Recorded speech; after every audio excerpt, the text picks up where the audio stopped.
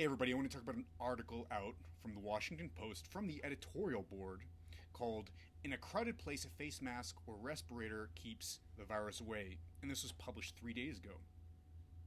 Now, what's so interesting about this article is that the text of the article, the body of the article, doesn't support the headline.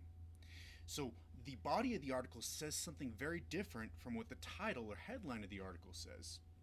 Now, the headline says that masks or respirators keep the virus away. They're helpful. They protect against COVID-19. However, the body of the article is much more ambivalent. And most of what's cited in the body of the article actually says that masks don't help prevent COVID-19. Respirators worn intermittently don't help either, according to the research literature.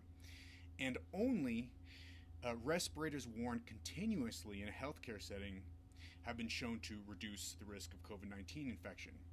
Now, again, this is very different from what the headline says, which is very confusing, but I want to go in and talk about exactly how this is the case by going through the text of the article itself, and I'm going to link this at the bottom of the description so you guys can see this article.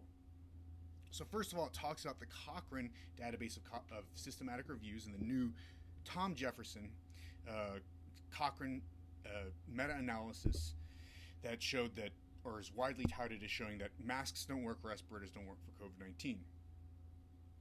Well, first, it starts by talking about how with masks, with cloth masks and surgical masks, viral particles come out the sides.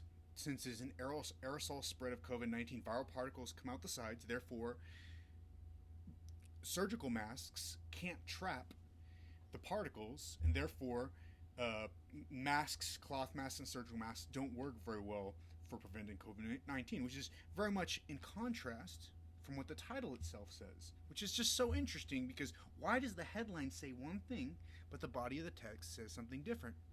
In either case, that's how they open the discussion. Then they talk about, let's get down here, a commentary published by the Center for Infectious Disease Research and Policy at the University of Minnesota. And now what's really interesting in this commentary is it says the same thing. It says that masks, cloth masks, and surgical masks don't work for preventing COVID-19 infection. It actually criticizes different studies that show that they do work. This is even more interesting. And then it affirms the idea, the concept that respirators that are relatively properly fit, that are worn continuously, but not those that are worn intermittently, do work for COVID-19. Again, confirming what was already said in the first part of this Washington Post paragraph. Now, interestingly, when we get to the criticism of the Bangladesh study, the criticism of the Bangladesh study is not a criticism saying that the Bangladesh study doesn't show that masks work well enough. It's actually a criticism of the Bangladesh study, strongly suggesting that any positive effects from the Bangladesh study weren't to be taken too seriously. And in fact, cloth masks and surgical masks, according to the people at Minnesota, they don't work very well. Okay, that is the argument from the University of Minnesota. And then they say, here's the bottom line. This is what they say in Washington Post. Here's the bottom line. Loose-fitting face masks and surgical masks have a purpose, but when it comes to COVID transmission, they're like wearing goggles with holes. Again, contradicting the headline of the Washington Post article. So fascinating. And then it says at the bottom, almost the very last sentence of the confusing article, it points out a study by the Centers for Disease Control and Prevention concluded that consistently wearing a face mask or respirator in indoor public settings reduces the risk of acquiring SARS-CoV-2 infection. Now, if you click on that Centers for Disease Control study, it's an observational study of cloth masks and surgical masks used based on a questionnaire that something like only 15% of people actually responded to. Now, what's interesting about such a study is such a study cannot override randomized controlled trials. So if you have a randomized controlled trial showing this is a certain kind of clinical study where you take a group of people, you split them into two groups, you give one group a mask and one group not a mask, and you find out which group does better. If you do that, you find no difference in wearing masks as far as COVID-19 infection, at least as far as cloth and surgical masks are concerned. Yet this study by the Centers for Disease Control, which is widely touted as being an absolute horrific study. It's a terrible study. It shows something like a 66% reduction in infection rate from surgical masks based on this observational study. And the reason for this is very simple. When you have a randomized controlled trial, you take one group and you split them into two groups, people who wear masks and people who don't wear masks. The people who wear masks and don't wear masks are the same in every other respect. That's because they're randomly, in a randomized fashion, so why you call them a randomized controlled trial, they're randomly assigned to one of those two groups. But when you do an observational study like the CDC did, you just ask, did you wear a mask or did you not wear a mask? Now, people who wear a mask are much more likely to be healthy in all sorts of other different ways. And this is only one bias. There's several different kinds of biases for this particular kind of study, this particular design. But they're different in all sorts of other ways that are not that then besides mask wearing than the people who didn't wear a mask. Therefore, you have confounding, and this is a very common thing that you find in these kinds of studies. You find them in ivermectin studies, you find them in hydroxychloroquine studies, vitamin D studies, many sorts of treatments that have been touted as being potentially useful for the prevention or treatment of COVID-19. Because of this kind of study that shows these massive effects of this particular kind of intervention, whether it be, again, hydroxychloroquine, ivermectin, vitamin D, whenever you actually test them in randomized controlled trials, that whole story falls apart because randomized controlled trials are much more rigorous. Now, if you take the randomized controlled trials of the mask studies, you show that they don't show what the CDC says. Again, the story falls apart, yet the CDC promotes the observational literature, which is essentially pseudoscience. Promoting bad observational literature to override good randomized controlled trials is pseudoscience. This is why the University of Minnesota, the place that we were talking about earlier, argued that masks don't work. They did that on the basis of randomized controlled trial evidence, not on the basis of observational evidence. So this is confusing in all sorts of different ways. The CDC study, the observational study put forward by the CDC, is not a good study in the first place. It does say that cloth and surgical masks help, but this contradicts everything else the Washington Post article had already said in the body of the text. It's so confusing because the Washington Post is very clear that surgical and cloth masks don't help for SARS-CoV-2, but in the very last few sentences it throws in this CDC observational study says, wear your masks.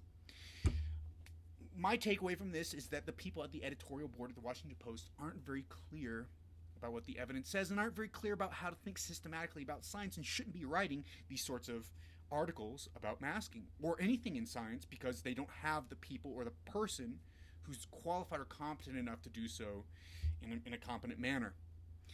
Or, on the other hand, maybe they had several different people who disagreed and they came up with some sort of compromise, and the compromise was some sort of incoherence in the article. So I hope you've learned a few things. First off, that you can't really trust the Washington Post as far as understanding science. They're not really going to give you a good point of view. Maybe if you get one particular author talking about science from their point of view, maybe somebody who's coming from the outside writing an op-ed, you'll get something a little bit better. But people on the editorial board at Washington Post are not competent, it appears, to talk about science. But also, the other takeaway is that cloth and surgical masks probably don't work or provide minimal protection, as per most of the sources that the Washington Post itself cited, the most rigorous ones in particular, and that maybe respirators, but they have to be worn continuously, might work. Now, in the real world, are people going to wear respirators continuously? Almost certainly not. And that's that. So all these masking mandates, all this stuff from the CDC, all that stuff really was bunk. It really wasn't based on any good evidence. The evidence is still saying that masks and cloth masks and surgical masks don't work. And yet we want to try to hide this fact, sweep this under the rug because we're uncomfortable with the fact that we had these sorts of policies that were imposed on everybody, that there was no evidence for, that as evidence accumulated over the course of the pandemic, it continued to say that there's no evidence for them. And yet we still have masking recommendations and mask mandates, which is essentially pseudoscience and not according to the overwhelming scientific consensus as represented by the Cochrane reviews as well as by the other sources that the Washington Post cited. And if this was a useful video for you, please click like, subscribe, check out the other videos on the YouTube channel, as well as check out the Patreon, check out also my Twitter at Kevin and Bass, KVINNBASS, as well as Kevin Bass, KEVINBASS. 1 N for the Substack, 2 N's for the Twitter, and you can check out my longevity Substack at Kevin Bass or kevinbass.substack.com, as well as my COVID Substack at covidcommentary.substack.com. And the COVID commentary Substack is completely free. I don't make any money off of it. I probably lose money because I lose money in opportunity costs. I could be making more money on my longevity Substack, which does have paywalls. But if you liked any of this stuff, check all that stuff out. And maybe subscribe as a paid subscriber to my longevity Substack. That would be very helpful and continue to support what I'm doing both in the longevity Substack as well as the COVID commentary Substack. And with that, I hope you enjoyed the video. Peace.